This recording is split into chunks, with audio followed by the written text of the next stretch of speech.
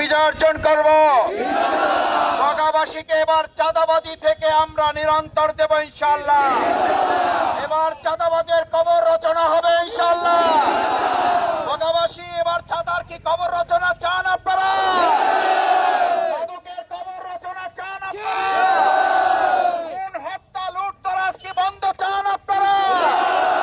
ভয়ের রাজনীতির কবর রচনা চান আপনারা? তাহলে আগামী 12 তারিখ সারাদিন মা বোনেরা বেঁধেছে জোর, আলেম-ওলামা বেঁধেছে জোর, বগাবাসী বেঁধেছে জোর।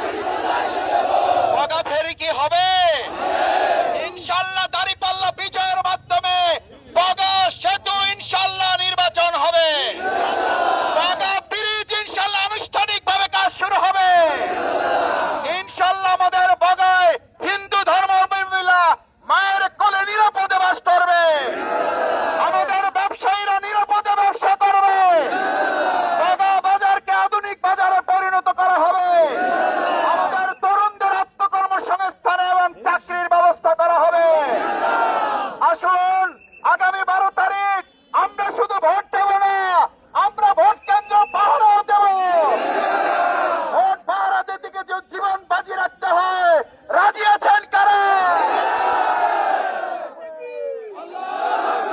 সম্মানিত ভাই এবং বন্ধুগণ, আজ থেকে 12 তারিখ আগের রাত পর্যন্ত এবং 12 তারিখ সারাদিন ভোট গণনা শেষে আমরা ফলাফল না নেওয়া পর্যন্ত আমরা ক্লান্ত হব না, নিস্তব্ধ নিথর হব না, ঘরে ফিরে যাব না।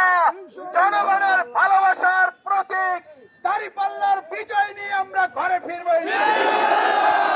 সবাইকে ধন্যবাদ, কৃতজ্ঞতা জানিয়ে পথচারী যারা কষ্ট পেয়েছেন আল্লাহ রাস্তায় আমাদেরকে মাফ করে দেবেন। আসসালামু আলাইকুম ওয়া রাহমাতুল্লাহি ওয়া বারাকাতুহু। সবাই রাস্তা ছেড়ে